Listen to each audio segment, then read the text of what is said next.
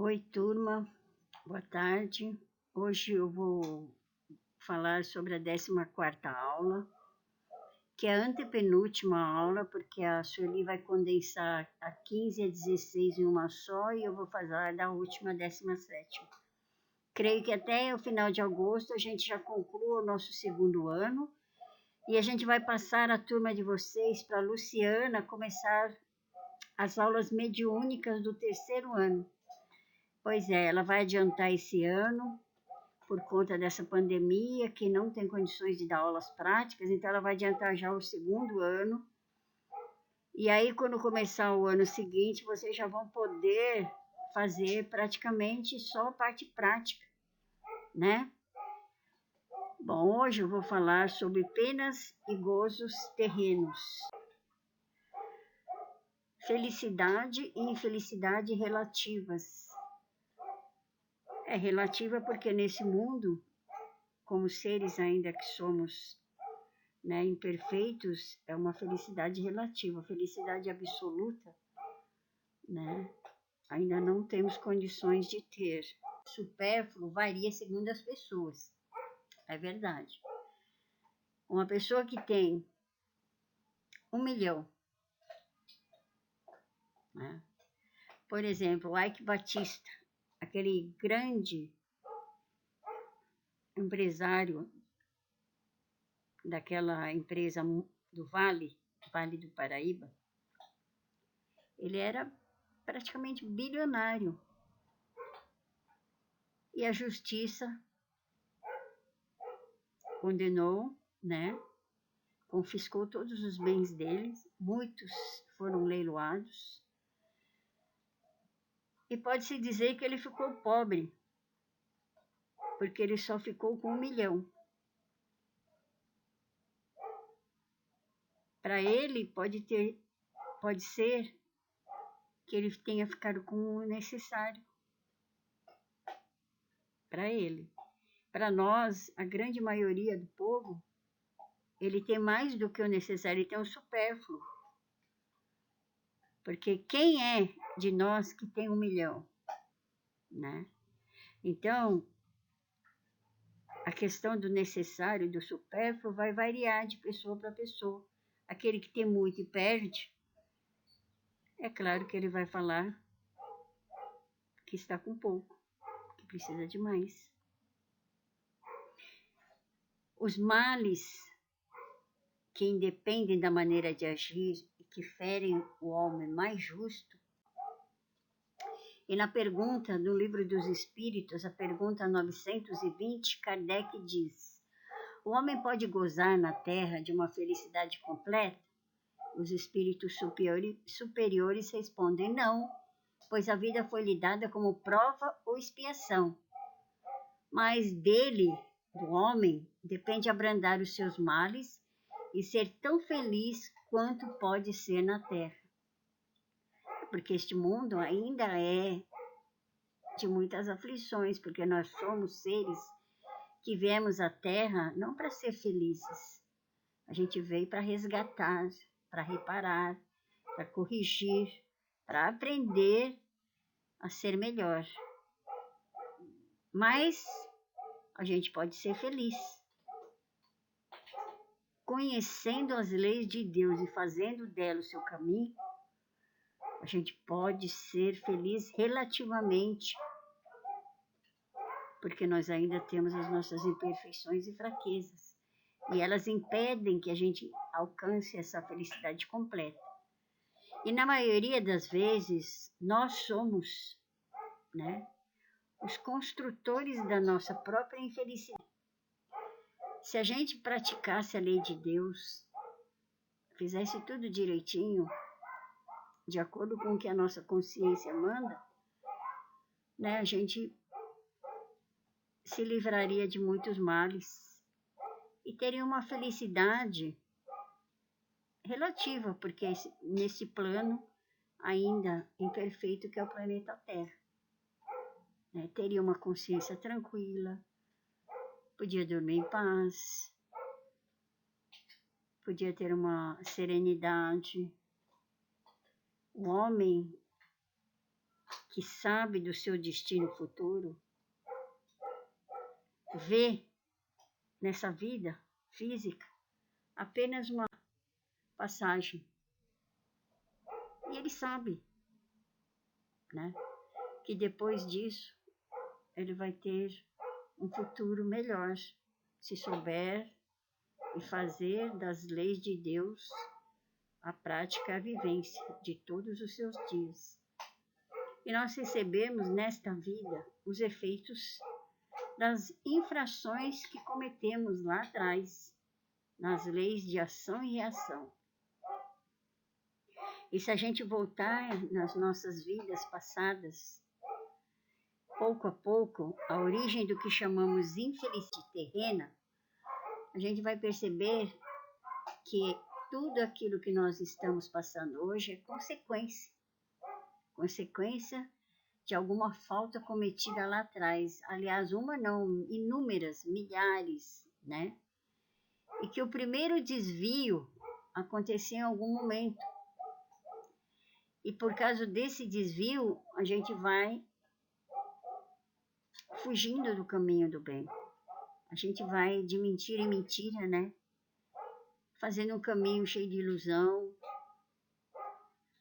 de facilidades materiais. E acabamos caindo numa aflição, porque chega uma hora, né, que a gente tem de reparar. Por mais, olha, Deus tem a maior paciência, maior indulgência, maior amor por nós, mas uma hora a gente tem de resgatar o nosso passado, as nossas faltas, porque a gente tem que aprender, porque é aprendendo que a gente cresce. E Deus não quer que a gente seja criança o tempo todo, a vida toda. Ele quer que a gente seja um ser perfeito. E a gente só vai ser um perfeito quando a gente começar a fazer as coisas de acordo com as leis de Deus. A felicidade terrena é relativa à posição de cada pessoa, né? Cada um, se a gente perguntar, vai falar que a felicidade é isso, que a felicidade é aquilo, que a felicidade está naquilo, nas coisas, nas pessoas, né? No desejo, na finalidade. Mas poder dizer que há uma medida comum de felicidade para todos os homens, da vida material a posse do necessário.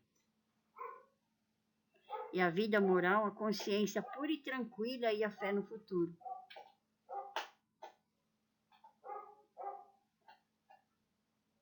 A vida material, se a gente tiver o que a gente precisa mesmo, necessário, a gente já pode se dizer que se é feliz.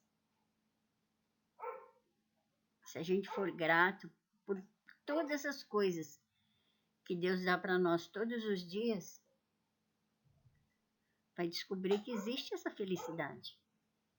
E a vida moral é a consciência tranquila de que está fazendo, né, o melhor que pode. A gente não é perfeito, Deus sabe disso, mas a gente pode melhorar. Pode fazer melhor amanhã do que a gente fez hoje. É assim que a gente se progride e se eleva e evolui. Todavia, à medida do necessário, devem ser encarados com resignação e sem queixas para se poder progredir. Sim, porque muitas das dificuldades e desafios que a gente passa, né? Mesmo a gente fazendo as coisas certinho, mesmo a gente fazendo o nosso melhor, às vezes as coisas não saem de acordo com a nossa vontade, né? Mas a gente tem de ter confiança em Deus, tem de ter resignação e aceitar, porque Deus sabe, a gente não sabe, a gente sabe do momento, né? A gente quer agora, mas Deus tem o tempo dele, ele vê realmente a necessidade real de cada um de nós. E a gente também sabe que este mundo é de provas, é uma prova a gente tem que superar sem queixas, sem lamentações, sem revolta. Porque aí sim a gente cresce. De ordinário, os males da vida terrena estão mais relacionados com as necessidades artificiais que criamos. O que é isso? A maioria das coisas, né, que traz aflição para nós é por causa que a gente se ilude. Tem muita ilusão acerca das coisas, né? A gente se ilude achando que precisa de uma coisa que na verdade não precisa tanto. Porque a gente vai descobrir, quando a gente alcança aquilo que a gente almeja, que aquilo ali não era do jeito que a gente esperava, não era tudo aquilo, né? E por isso que a gente sofre, porque se às vezes a gente espera uma coisa e não consegue, a gente se frustra, né? Então, o melhor que a gente pode fazer é não ficar criando expectativas em relação às coisas, às pessoas, às situações. Deixar o barco correr, aceitar as coisas. É claro que a gente precisa buscar, né? Porque Jesus disse: buscais e achareis. Tem que ir à luta. Mas se as coisas não saírem do jeito que nós planejamos, é porque as coisas não eram para ser. Resignação e paciência, fé, né? E a gente ser realista, para sofrer menos. Se soubermos restringir os nossos desejos e pudéssemos olhar sem inveja aqueles que parece que têm tudo, né? Parece que são felizes. Se a gente olhasse para eles assim, achar que eles também têm problemas diferentes dos nossos, né? A gente não ia sofrer tanto, não ia se decepcionar tanto. Porque a gente fica se comparando. E não existe comparação entre as pessoas. Todos nós somos diferentes. Cada um tem os seus desafios, as suas dificuldades. Cada um precisa das experiências, dos aprendizados. Cada um vem para se descobrir único, né? E olha que coisa legal. O mais rico não é aquele que tem tudo, mas aquele que se contenta com tudo que tem e agradece. Porque o homem só é realmente infeliz quando sofre a falta do necessário à sua existência e à saúde do corpo. Quando adoece, aí a gente sabe.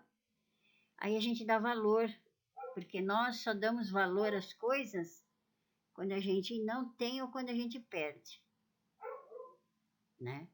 Então a gente tem que começar a valorizar tudo aquilo que Deus nos dá e cuidar da saúde, cuidar das nossas coisinhas, né? Porque se tudo é conquistado com muito esforço, muita luta, poxa vida, a gente tem que conservar, tem que agradecer, porque quanto mais você se agradece, maior a sua abundância, não é assim? É a lei das energias, né? Pode ser que a falta seja por sua culpa, então você não pode se queixar de ninguém, nem do mundo, nem das pessoas, né?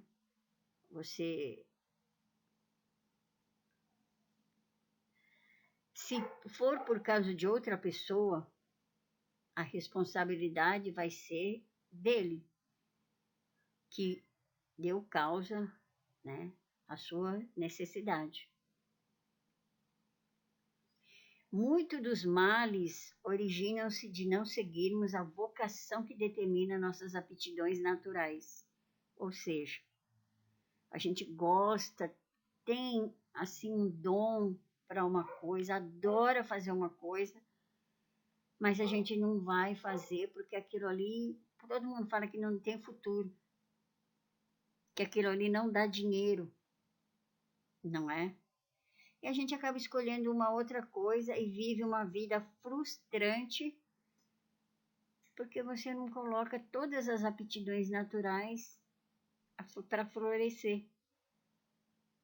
E aí a gente é infeliz, né? Mas nunca é tarde. Sempre é tempo de recomeçar. Muitas vezes também são os pais que, por orgulho ou avareza, desviam os filhos do caminho que a natureza lhes traçou, comprometendo a sua felicidade. Eu conheço duas meninas. Uma era filha do meu chefe, uma menina rica, né? Mas o pai era muito severo, muito assim rígido, e ela queria fazer psicologia, porque ela tinha esse interesse de cuidar das pessoas, né? Mas o pai proibiu, falou, é porque ele não tinha conhecimento de que a psicologia é um campo que mexe muito com a mente, e que ela era capaz de se desequilibrar mentalmente. Olha só, que ela teria que fazer direito, que aí sim é uma profissão que tem futuro. E a menina fez. Quer dizer, deixou de ser uma psicóloga brilhante, talvez capaz de ajudar muita gente, para ser uma advogada infeliz. Uma outra também que eu conheci, que ela estava no 5º ano de administração de empresas, porque a família toda era nesse ramo, mas ela se confessou muito infeliz, porque ela descobriu que não era o que ela queria. No 5º ano, que é o último ano de administração. Mas ela ia terminar, porque o que os pais iam falar dela se ela parasse no meio, quase no final do curso, não se formar. Então, muitas vezes os pais também são responsáveis pelos caminhos que os filhos tomam, né? Por conta do preconceito mesmo, da rigidez de costumes, né? E em se afastarem os homens da sua esfera intelectual reside uma das mais frequentes causas de decepção. A inaptidão à carreira abraçada constitui fonte de reveses. E o amor próprio, sobrevindo a tudo isso, impede que recorra à profissão mais humilde. Muita gente formada, né, prefere morrer de fome do que procurar um emprego mais humilde, né, como auxiliar, como qualquer outra profissão, porque imagina o que as pessoas vão dizer, né? Imagina o que os parentes vão falar e as críticas dos amigos. Então a gente tem esse amor próprio tolo e passa as dificuldades. Primeiro, por conta, né, da submissão à vontade dos pais. Respeito, talvez, né, à vontade dos pais. E depois ao seu amor próprio, ao seu orgulho, à vaidade. Se houvesse uma educação moral que ensinasse as pessoas que tudo isso é tolice, bobeira, né? Não se deixariam apanhar desprevenidos.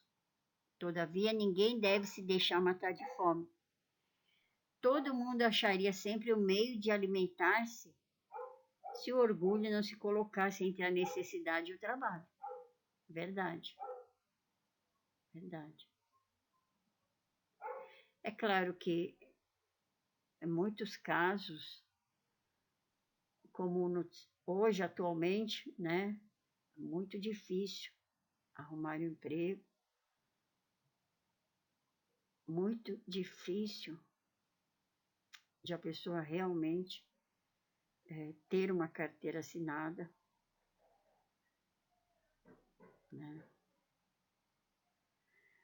Não há ofício desprezível, o seu estado não desonra o homem, nada, nenhum trabalho, todo trabalho é digno e deve ser respeitado e deve ser admirado, né?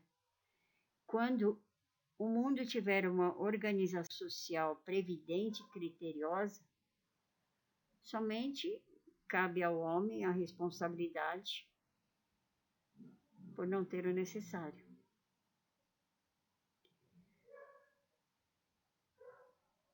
Porém, as suas próprias faltas são frequentemente resultado do meio em que se acha colocado. Verdade. Às vezes, as pessoas têm esse orgulho, esse amor próprio, essa vaidade, porque ele foi criado assim. Tem esses conceitos e padrões por conta da própria educação que recebeu desde o berço. Então, cabe a ele modificar os seus conceitos, ter, né, uma reflexão daquilo que é mais importante para a sua vida, né? Porque se a gente se levar pela opinião dos outros, a gente não dá um passo para frente. A gente não faz nada, porque as pessoas sempre estarão criticando, elogiando. A gente não pode agradar a todos. Nem Jesus agradou a todos, né? Quando praticarmos a lei de Deus, arrisca amar a Deus acima de todas as coisas e ao teu próximo como a ti mesmo, aí sim terá uma ordem social fundada na justiça, na solidariedade, e ele será melhor. Muitas vezes o sofrimento material independe da vontade do homem, né? E que quase sempre é o causador deles. Algumas vezes os sofrimentos, né, são consequências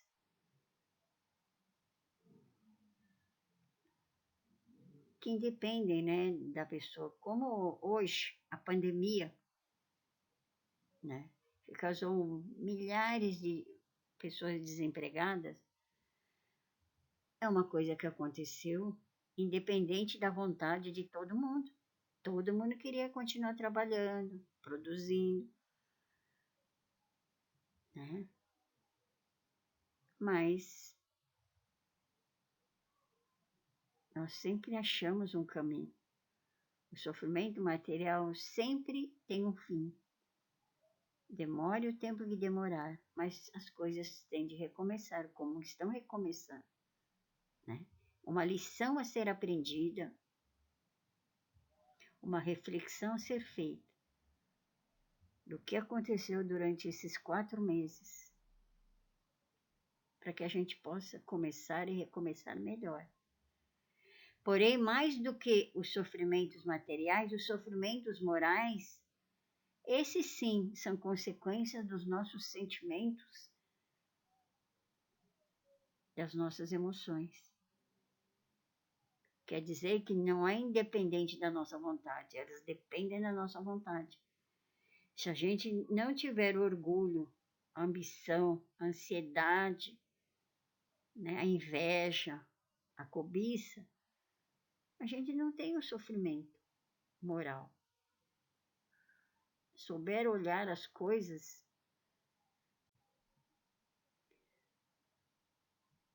se souber olhar as coisas com sentimento, né, da realidade, daquilo que a gente é, daquilo que a gente precisa ser, a gente não tem esse sofrimento. Né? São as paixões que torturam a nossa alma. A ansiedade que a gente tem de ter as coisas, de fazer as coisas, a gente acaba adoecendo. A inveja, a pessoa não tem paz. não tem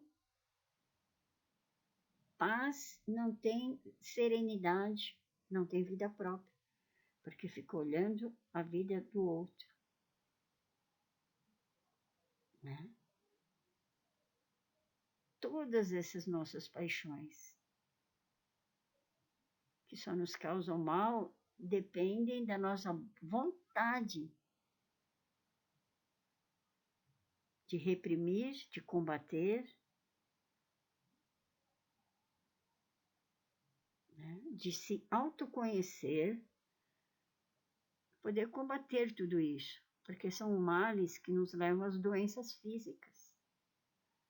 De ordinário, o homem só é infeliz pela importância que dá às coisas deste mundo. Verdade. A gente dá muita importância às coisas, né? Quando a gente sabe que tudo vai ficar aqui, que nós não vamos levar uma moedinha daqui. Vai ficar tudo aqui.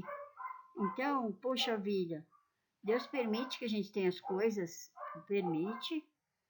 A gente tem conforto, sim. A gente vive as coisas boas da vida, sim. Mas não ficar se apegando, ficando escravo, né? Porque depois a gente vai ter dificuldade de ir embora.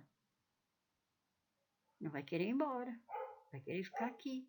E aí começa o sofrimento moral, que é muito pior do que o sofrimento material. Se pudesse colocar fora do círculo acanhado da vida material, se elevar seus pensamentos para o infinito, que é o destino, mesquinho e pueril lhe parecerão as vicissitudes da humanidade, como são as tristezas de uma criança que se aflige pela perda do brinquedo que mais adorava, né? A gente deixa de ser criança para ser um adulto, ter a consciência de que essa vida aqui passa, né? Que esse mundo aqui é um mundo de ilusão.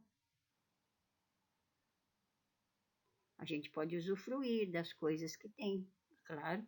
Deus não deu as coisas para deixar largar, né? Mas sabendo que não são para sempre.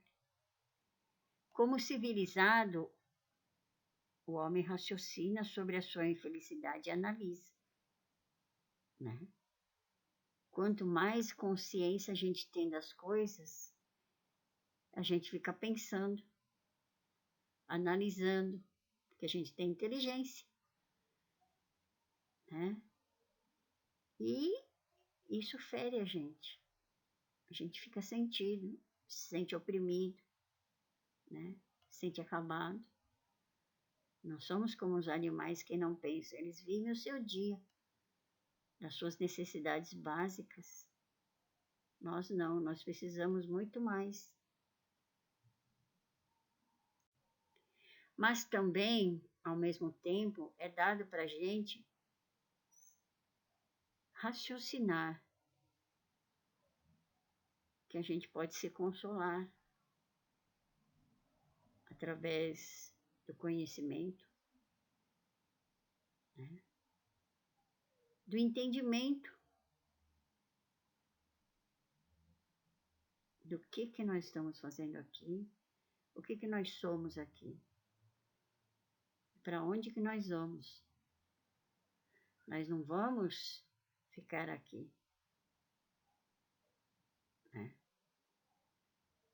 Então, a gente tem a inteligência, o raciocínio, a consciência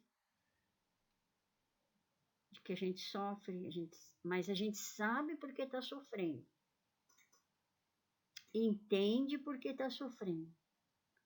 E que tem um jeito de sofrer menos e buscar esse caminho. Aí é que está a sabedoria. Aí é que está o discernimento. Tem um caminho para sofrer menos, então vou fazer esse caminho. Para que eu vou sofrer se eu estou sabendo que esse caminho aqui não vai dar em nada? Não é? Essa consolação ele encontra no sentimento cristão, que lhe dá esperança de melhor futuro. E o Espiritismo dá certeza. A gente tem certeza desse futuro. Porque a gente conhece o mundo espiritual. Os fatos, as comunicações que são trazidas até nós, nos falam de como é a vida lá, como pode ser melhor, né? Decepções, ingratidão, quebra de afeições. E aqui eu coloquei a imagem dos pais com o filho. É uma imagem pungente, né? Nunca te queixes daquilo que seus pais não puderem lhe dar, porque eles deram o melhor que eles tinham. E é verdade, olha, cada um deu um par do seu sapato, ficou descalço para calçar o filho. Foi o melhor que eles puderam dar para ele.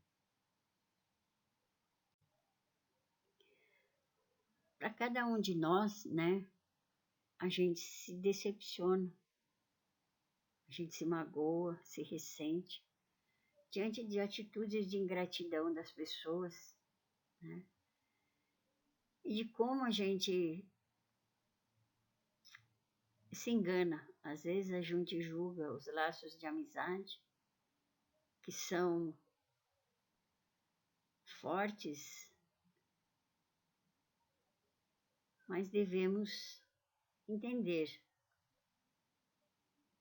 né, que o fato de haver ingratidão de muitos não pode impedir a gente de continuar fazendo do bem o nosso caminho. Porque nós sabemos que os primeiros a receberem somos nós mesmos.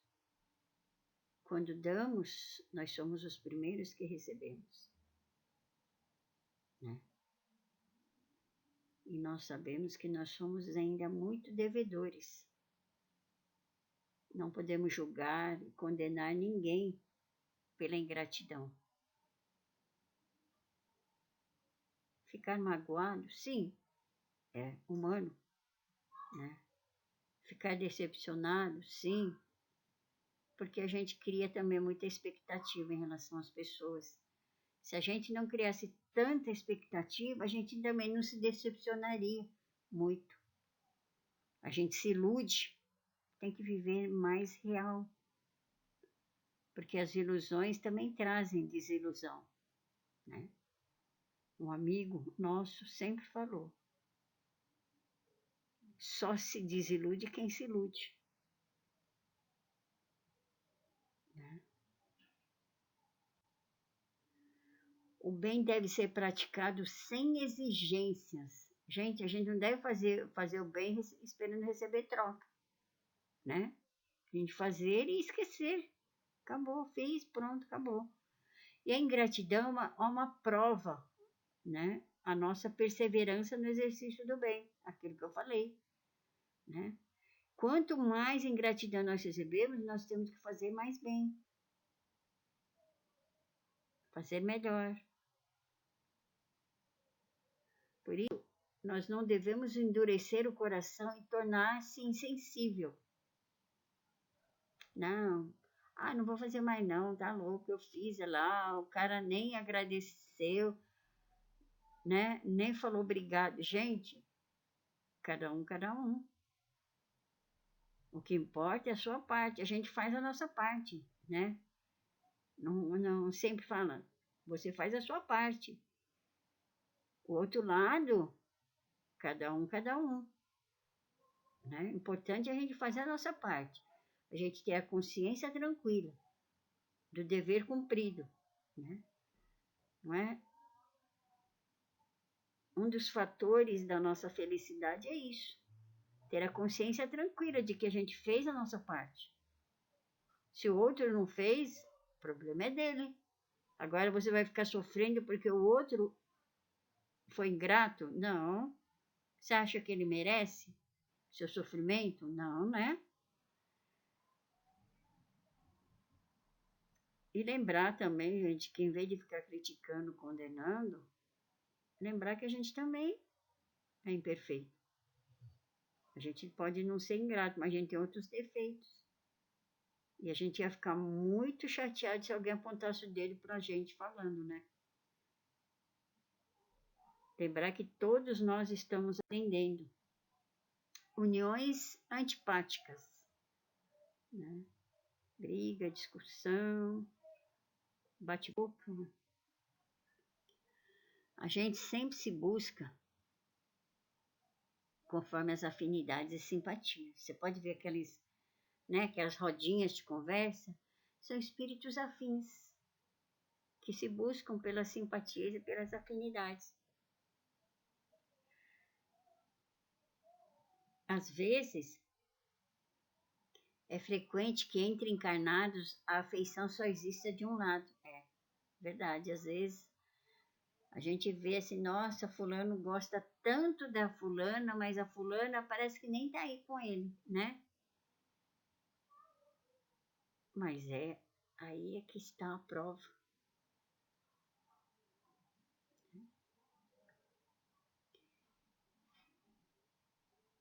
Aí é que está. Às vezes a gente se ilude com as pessoas e toma uma coisa pela outra. E além disso, encontramos relações em que a mais viva afeição de dois se transforma em antipatia, até mesmo ódio. Sob o ponto de vista da lei moral, uma punição passageira. Né? Às vezes é uma punição passageira, mas muitas vezes, né, as pessoas se iludem, confundem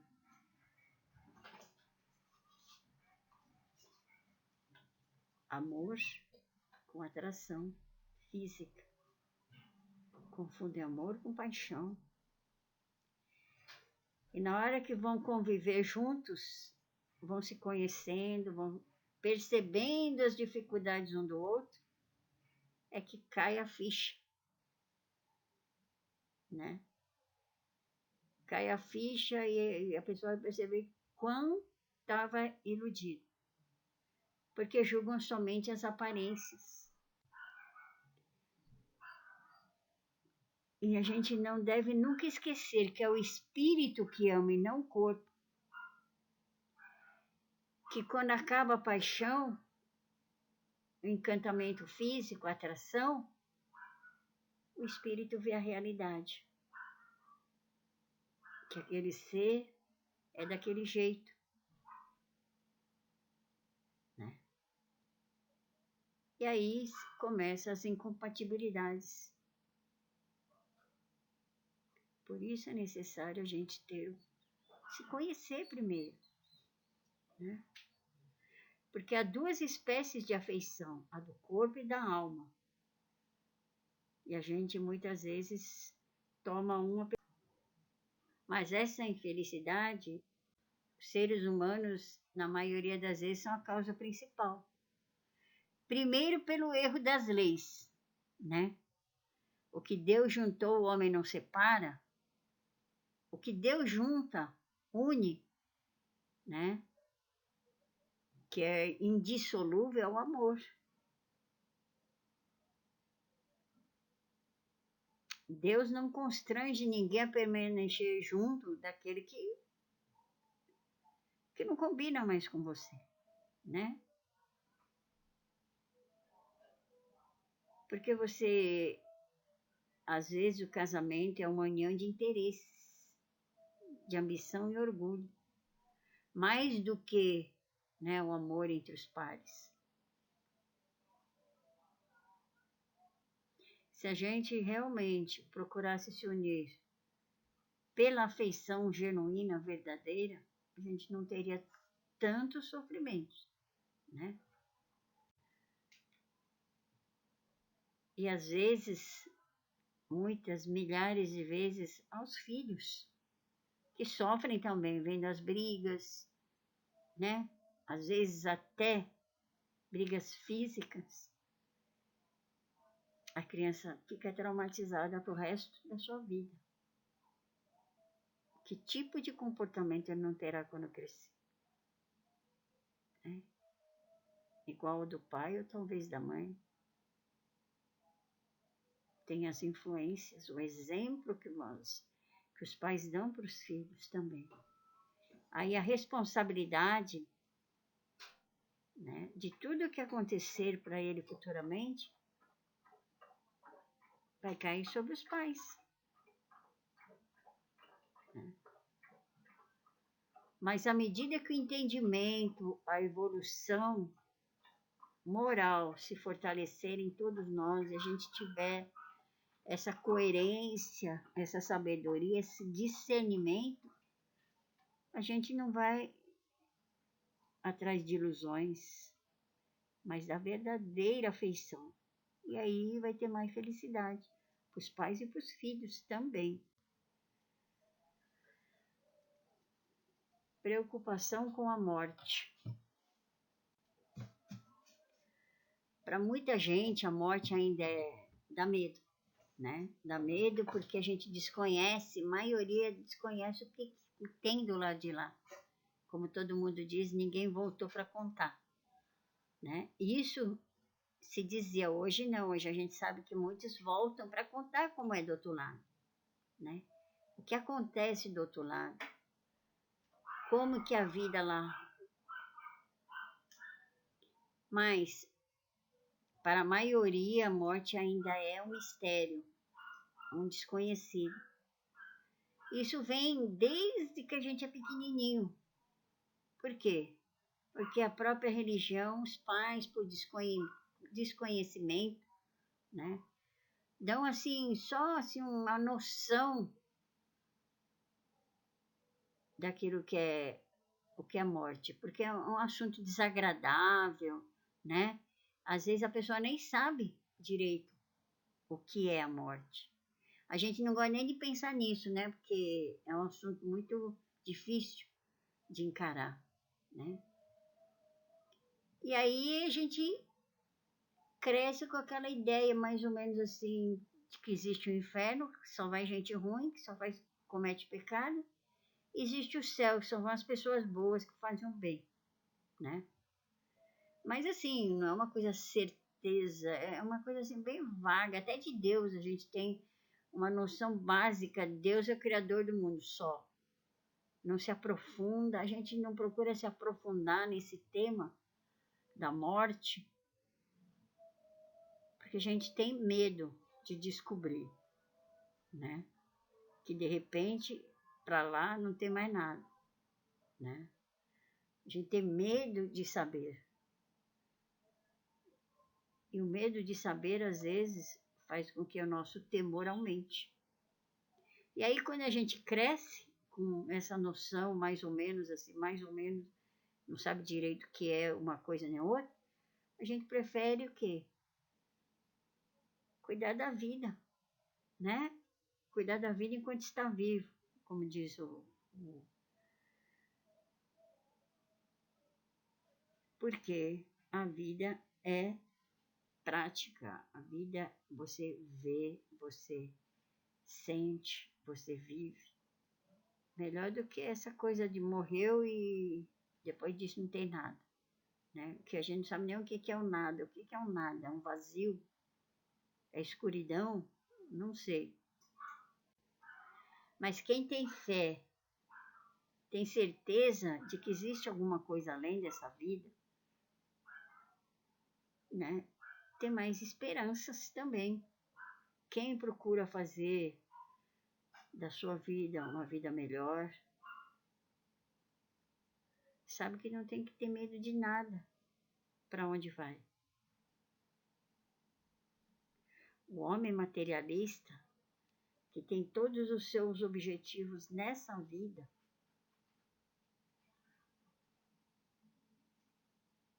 porque ele fala que só se vive uma vez, então a gente tem que conquistar tudo aquilo que a gente precisa aqui.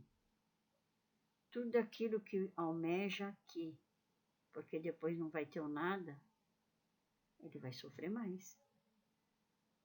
Sem perspectiva de futuro, ó, a pessoa vai querer viver 10 anos a 1000, como diz o Lobão, né? A sua alma, sempre preocupada com os problemas da vida física, conserva-se numa ansiedade e tortura perpétuas. Sim, ele só se preocupa com as coisas materiais, com o poder, o dinheiro, né?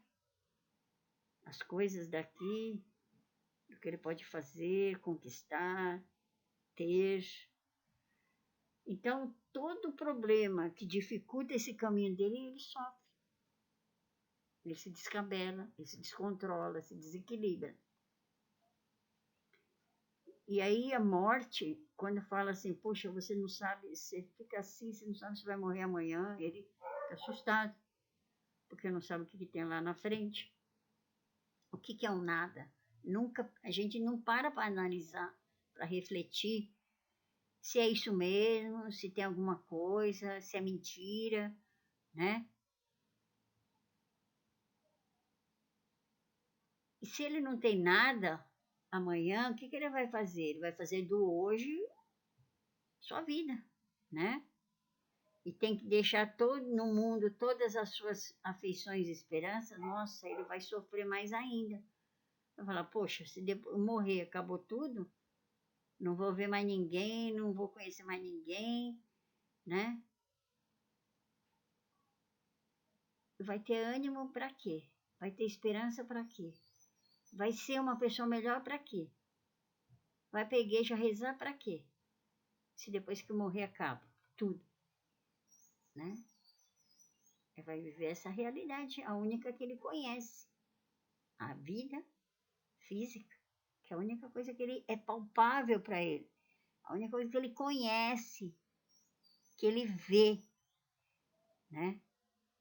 O homem moral, aquele que busca, que se aprofunda, que reflete, que pensa e que se coloca acima das necessidades ilusórias,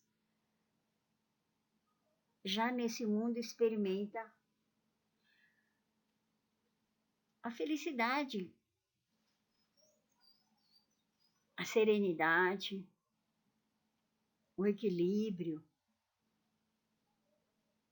que o homem material desconhece, né? Ele já tem a moderação de todos os seus desejos, que traz paz, serenidade. Ele sabe que tudo que ele fizer neste mundo vai contar no mundo futuramente. E que tudo que ele passar aqui é por uma necessidade. A necessidade de ele ser melhor. Que quanto mais ele entender e não se queixar, né, mais proveitoso vai ser. Ele vai construindo o seu futuro aqui mesmo, né? O passado a gente não pode modificar porque já foi. Mas o futuro a gente pode mudar, sim, pode fazer melhor hoje, né? Pode construir um futuro melhor. Quando eu digo futuro, não é aqui nessa vida, não, é na vida espiritual. Se hoje nós estamos resgatando, reparando, né, as nossas faltas passadas, a gente não pode se queixar, nem se lamentar, porque é nossa responsabilidade. E a gente sabendo disso, então o que a gente vai fazer? Já vamos construindo lá na frente. Vamos fazendo o melhor que a gente pode hoje para ter um futuro muito mais feliz do que o nosso presente. Desgosto pela vida, suicídio. o desgosto da vida que sem motivo aparente, né?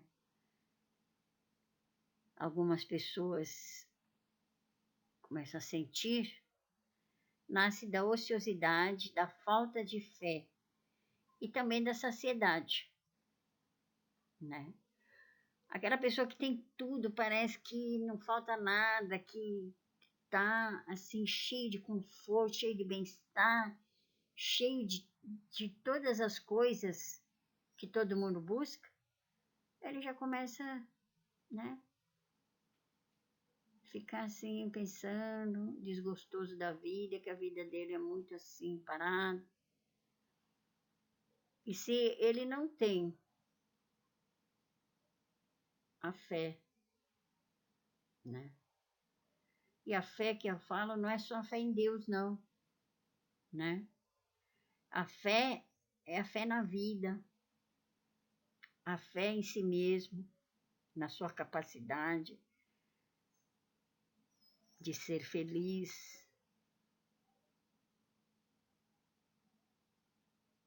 E da ociosidade, né? Porque nós estamos neste mundo para fazer alguma coisa, por menor que seja, para nós mesmos, primeiramente, né? E para aqueles que precisam da nossa ajuda, a gente pode ajudar de várias formas, né? Dentro da nossa possibilidade, é claro. Para aquele que usa de suas faculdades com fim útil e de acordo com as suas aptidões naturais, o trabalho nada terá de árido e a vida passará rapidamente. Quando a gente fala de trabalho, né? Como a gente já falou na aula das leis do trabalho, trabalho não é só para o nosso sustento, para a nossa sobrevivência. O trabalho pode ser um trabalho voluntário, um trabalho voltado para auxiliar os outros, um trabalho útil, né? Você vai se sentir realmente que está se superando, que você é capaz de fazer as coisas, que você tem inteligência, porque Deus deu tudo para nós, Ele não deu um pouquinho menos para ninguém, Ele deu igualzinho para cada um de nós. Só que tem gente que desenvolve, que vai, né? Que realmente floresce as suas aptidões, que todo mundo tem aptidão para alguma coisa, né? A gente precisa descobrir aptidão para artes, aptidão para as letras, aptidão para as partes dos números. Tem aptidão para tudo nesse mundo. A gente precisa descobrir e florescer essas aptidões. E a gente vai descobrir que a vida pode ser maravilhosa, né? A vida é uma só, enquanto a gente está aqui no mundo físico. Aproveite esse tempo, porque passa rápido.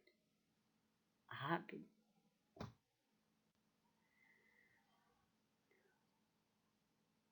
E se ele tem essa capacidade de aproveitar bem o seu tempo,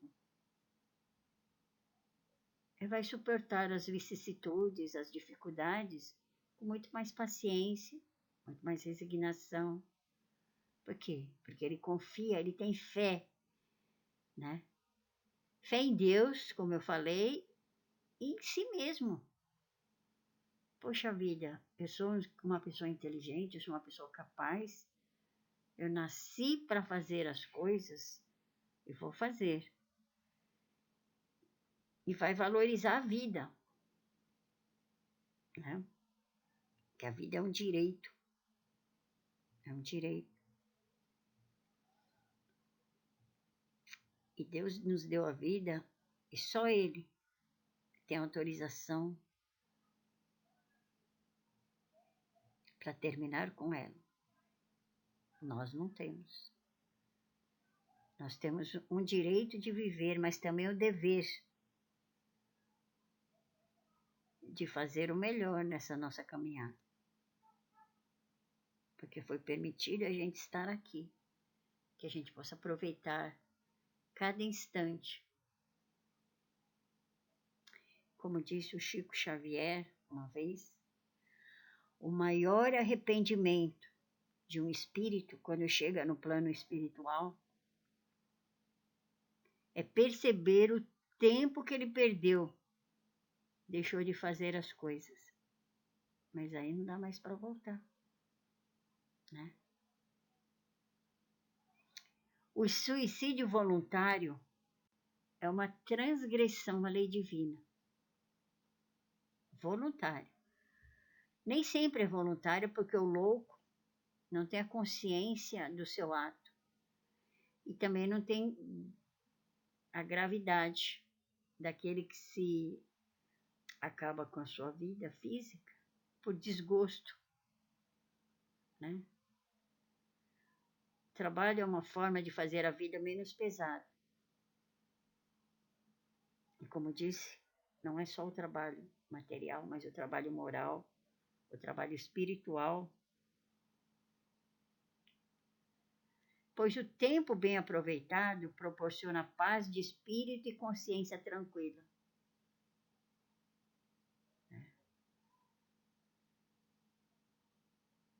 Que é o necessário. Lembra que a gente falou do supérfluo e necessário?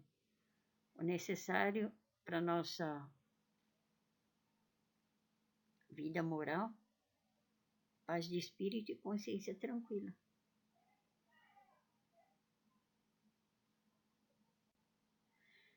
Aqueles que se suicidam para fugir das misérias da vida e das decepções profundas, sofridas. Mas eles cometem uma dupla falta. Porque acabam com a vida, que é uma grande oportunidade de refazer, de reparar, de evoluir, e a falta de fé, né? Porque a gente não pode fugir de uma coisa que a gente mesmo escolheu. Nós escolhemos vir para cá da maneira que nós estamos. Então a gente precisa ter fé, porque Deus não dá nenhuma dificuldade maior do que a gente consegue superar, nenhum fardo maior que os nossos ombros. E a pessoa que acaba com a sua vida porque não consegue superar as decepções, as misérias da vida, ela vai ter um duplo sofrimento, né? De perder essa reencarnação e de não ter tido fé em si mesmo e fé em Deus. Porque as dificuldades e desafios da vida são provas e expiações. Porque este mundo ainda é de reajustes, de reparações, de resgates.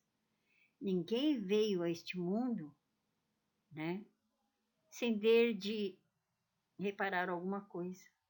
Todos nós somos ainda imperfeitos.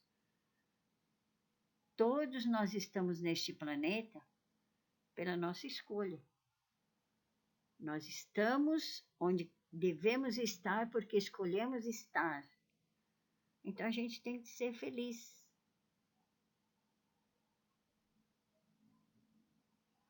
E felizes são os que conseguem superar os seus desafios. Porque quem supera, cresce. E essa é a finalidade. O objetivo dessa vida. Crescer, sair daqui, dessa encarnação, melhor do que quando a gente chegou aqui.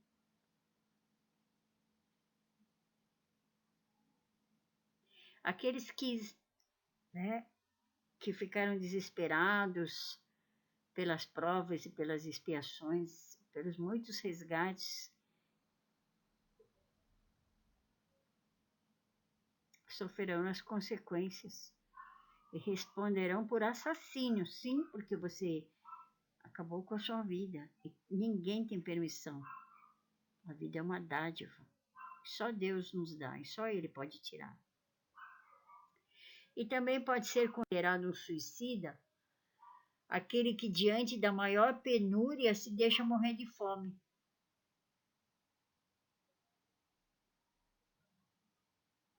Mas também os que lhe foram causa ou podiam ter impedido, que esses são mais culpados do que a pessoa que a indulgência esperava.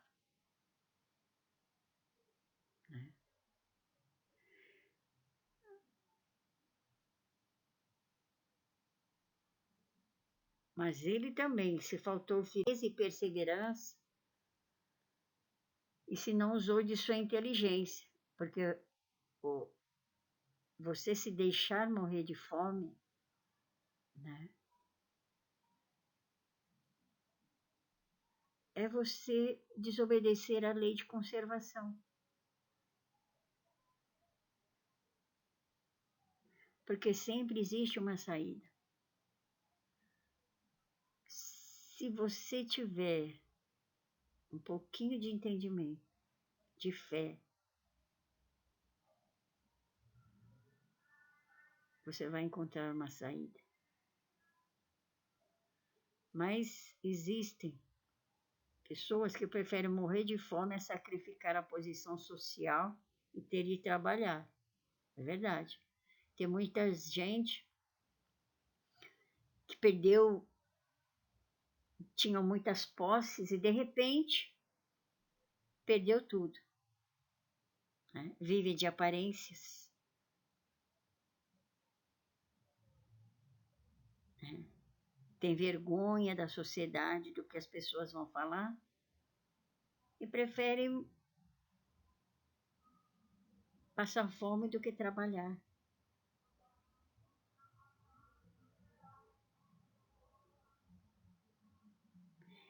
Mas há muito mais grandeza e de lutar contra as dificuldades da vida e enfrentar as críticas e preconceitos de um mundo fútil e egoísta.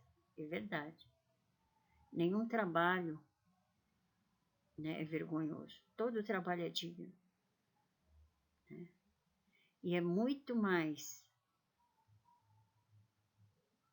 conta muito mais para Deus você enfrentar todas as críticas das pessoas, porque as pessoas passam, né? O que fica é aquilo que você escolheu fazer, viver a realidade. A gente não pode fugir da realidade. A realidade tem que ser vivida, enfrentada, superada, vencida as dificuldades. Aí sim vale a pena a gente viver.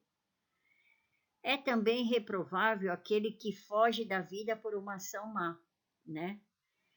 Porque o suicídio não apaga a falta. Ao contrário, em vez de você desfazer a falta, você comete mais uma.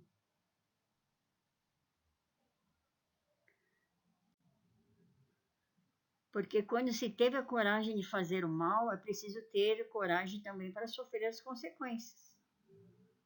Porque Deus julga conforme a causa e pode abrandar os rigores da sua justiça, né? Às vezes, uma pessoa de muitas posses perdeu tudo, foi à falência e não tem coragem de enfrentar a família, as pessoas, né? Comete essa infração da vida. Mas olha, ele comete duas faltas: fugir das dificuldades, quando o certo é enfrentar e superar, e atentar contra a própria vida, o assassínio, né? Outra loucura é daquele que se mata na esperança de chegar mais rápido a uma vida melhor. Ao contrário, retalha e tem de voltar para recomeçar. Muita gente, às vezes, se mata para encontrar o ente querido. Muito pelo contrário, ele se afasta ainda mais, né? Porque o suicida é alguém que comete uma falta muito grave. O sacrifício da vida para salvar a vida de alguém ou de seus semelhantes é sublime e não constitui suicídio, mas pode até antecipar a sua morte. Degrada o corpo físico, degrada a sua mente, né? Porque a pessoa vai perdendo a consciência de si mesma aos poucos. Todo o sistema nervoso central é afetado. Mas não há, porque ele não resiste, porque já está no organismo dele essas sensações. Então ele não resiste, não consegue resistir ao vício, né? Comete um suicídio moral. Moral. Porque se degrada também moralmente. Né? A pessoa perde a dignidade, perde a noção das coisas e será duplamente responsável pela falta de coragem e do esquecimento de Deus. Porque existe um meio de a gente não entrar nesse caminho, né? Um alcoólatra, segundo as pesquisas, né? Para você se tornar alcoólatra, são necessários 10 anos. 10 anos de bebedeira. Então, se você não chegou a esse tempo, ainda tem meios de retornar. E se você chegou a esses 10 anos, também existe, né? Porque a gente é responsável. Você escolhe um caminho, não adianta você falar, mas a pessoa me convidava, mas porque fulano pagava? Não, mas você usa, você toma, você fuma porque você quer. Ninguém enfia na sua goela abaixo, né? A gente é responsável por tudo aquilo que a gente escolhe.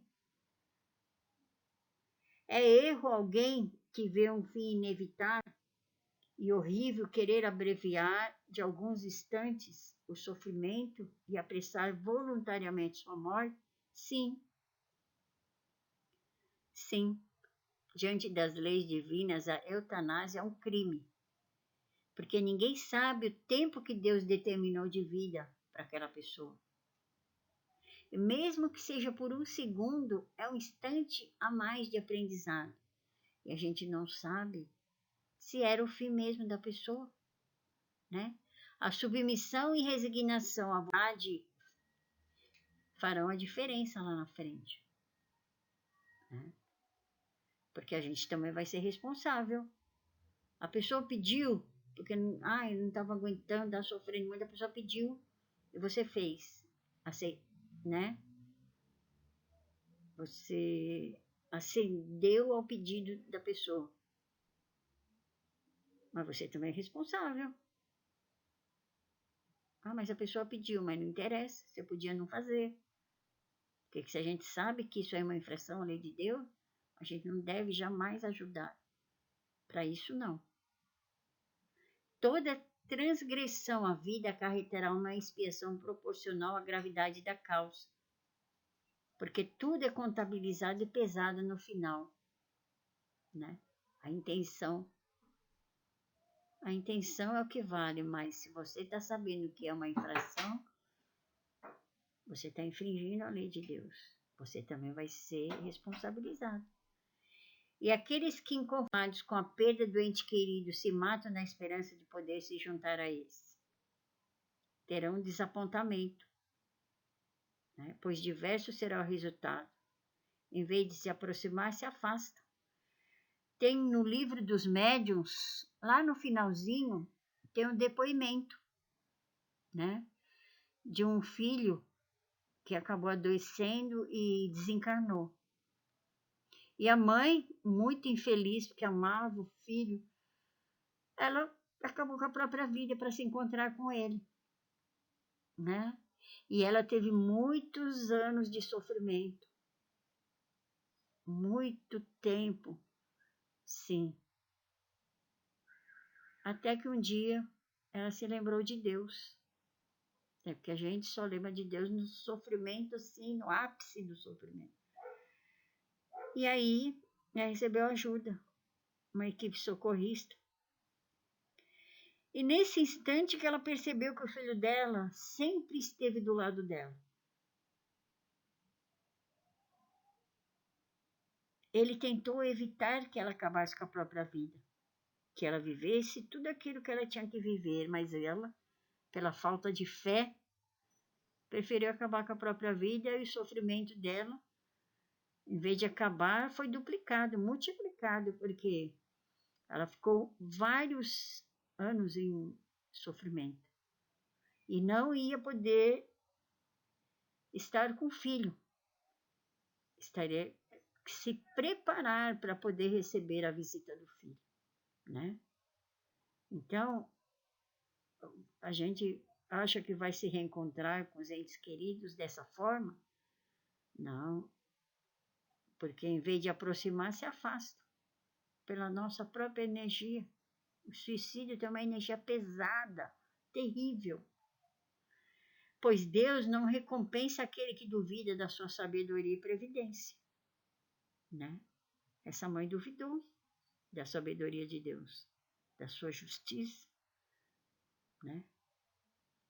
Porque Deus não jamais separa aqueles que se amam. E o filho estava o tempo todo do lado dela. E ela não percebeu. Com relação ao estado do espírito, as consequências do suicídio são muito diversas. Não apenas determinadas em todos os casos correspondem sempre às causas, né?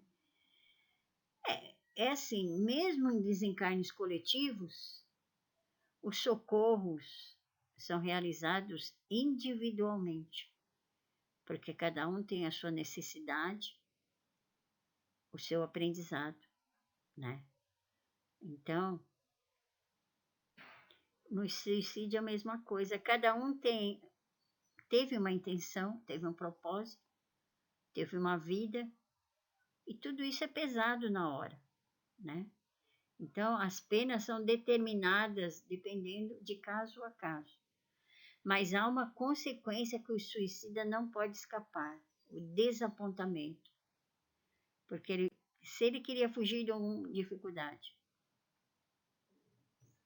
né, do desgosto da vida, ele vai se decepcionar porque ele continua vivo. Queria acabar com a vida, continua vivo, né? Os problemas, em vez de terminar, se agravaram. Alguns espiam imediatamente. Por quê? Porque se arrependem.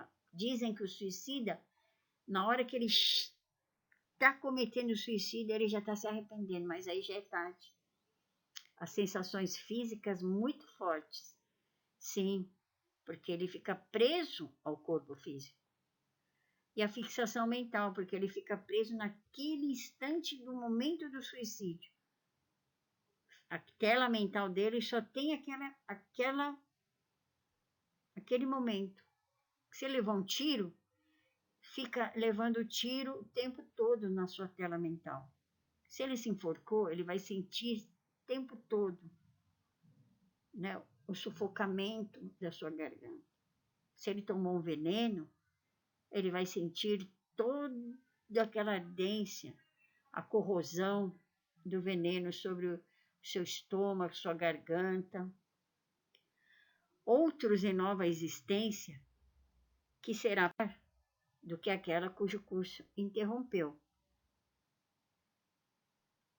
A observação mostra, durante as comunicações mediúnicas, muitos vêm falar da sua condição e variam, né? Nem todo suicida sofre da mesma forma, assim como nem todos que desencarnam vão para os mesmos lugares.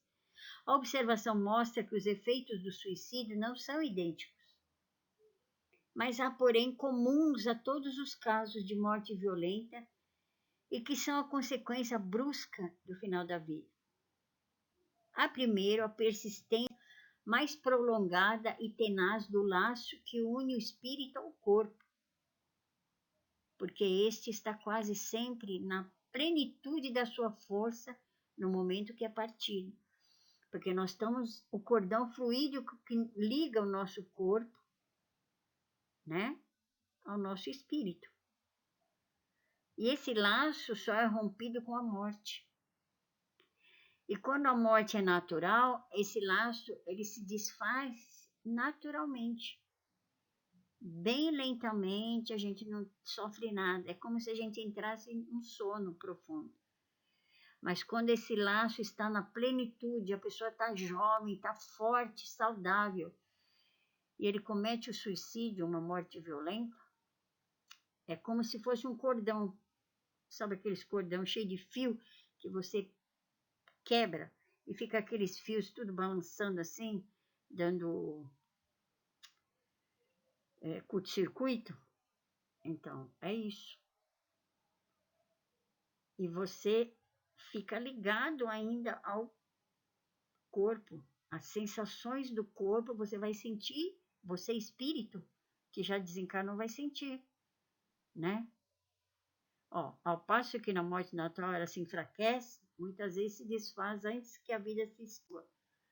As consequências desse estado, né, são o prolongamento da perturbação espiritual, seguindo-se a ilusão de que o espírito ainda pertence ao mundo dos vivos. A pessoa ainda se sente muito perturbada, ela ainda não percebeu que desencarnou, que já não é mais deste mundo. Por quê? Porque ele tem todas as sensações de como se ele estivesse vivo, as dores, né? Por ter acabado com a sua vida de uma forma ou de outra, ele sente toda a dor que teve durante o suicídio. E a afinidade que permanece entre o espírito e o corpo e alguns suicídios produz a repercussão do estado do corpo no espírito, que assim sente os efeitos da decomposição, resultando uma sensação de angústia e horror. Quer dizer que os laços ainda estão muito fortes, porque não foi desfeito naturalmente com a morte, mas foi rompido, cortado violentamente. Então, o espírito do suicida ainda fica preso às sensações do corpo. Então, ele vai sentir a repercussão daquilo que o corpo está tendo. A decomposição, os germes corroendo a sua carne, toda angústia e horror. Ele dentro do caixão preso, não podendo fazer mais nada. E pode durar pelo tempo que devia ter de vida interrompida. Quer dizer, se a pessoa tinha que viver 80 anos, aí ele está desgostoso da vida, né? Se matou com 20, sobram 60 anos da vida dele que ele interrompeu, né? Então a expiação já começa aí. Por quê? Porque ele vai sofrer esses 60 anos até que esse cordão fluídico aos poucos vá se desfazendo. Então toda a sensação, o sufocamento de ver o seu corpo enterrado, né? a decomposição do seu corpo. Muitas vezes vai se ver. Então, é uma expiação que já começa logo e o arrependimento. Graças a Deus, nesse momento, a pessoa é resgatada, o espírito é resgatado. Porque é necessário que você tenha a expiação, o arrependimento, para que possa reparar. É assim, gente. Expiação, arrependimento e reparação. A regra para a nossa vida.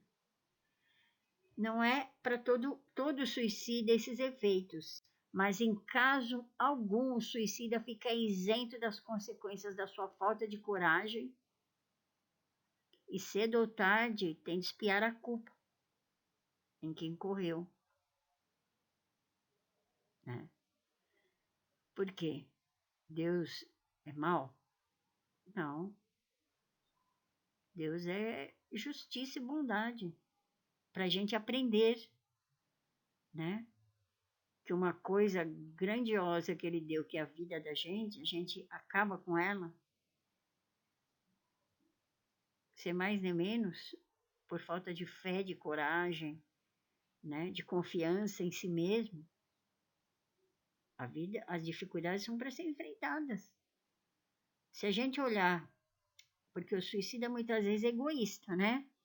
Acha que é o coitadinho, o pobrezinho, mas se ele olhasse para o lado, ele ia ver que existem sofrimentos piores do que o dele. Que ele podia aliviar a sua seu próprio desgosto, ajudando aquele que sofre mais do que ele. Porque existe. Se você olhar para baixo, tem pessoas com dificuldades piores que a sua. Né? E vive, e supera, e cresce. Então a gente às vezes tem que ter vergonha mesmo, né? De sequer pensar nisso, muito mais de fazer, porque é um caminho que não tem volta, depois o sofrimento é dobrado. A religião, a moral, todas as filosofias condenam o suicídio como contrário às leis da natureza. Claro. Né? Não matarás significa não matarás a si mesmo. Não é também o outro, é toda morte, né? Desnecessária, é um crime. O Espiritismo veio demonstrar, pelos exemplos dos que sucumbiam, que o suicídio não é uma falta somente por constituir uma infração à lei moral, mas é também um ato estúpido, pois que nada se ganha quem o pratica, antes o contrário, né? A gente sabe que o Espiritismo, através das comunicações dos próprios que sucumbiram, né? Que eles são socorridos e eles são trazidos até nós para falar da sua condição, do seu sofrimento, da sua dor, do seu arrependimento, para que a gente perceba o quão inútil é você tentar acabar com a sua própria vida. Né? Que você não ganha nada, muito pelo contrário. O que você ganha é sofrimento, é dor, é mais. Se você acha que você já estava sofrendo, você não sabe de nada, você vai ter multiplicado as suas aflições. Né? Que o suicídio não resolve, muito pelo contrário, ele complica a nossa vida. Que é necessário, principalmente para os jovens, que eles tenham conhecimento, que eles tenham conhecimento de Deus, das suas leis, né? Tenham a fé em si mesmos, na sua capacidade de superar as coisas, para não buscar esse caminho, né? Parte B. Bem e mal sofrer.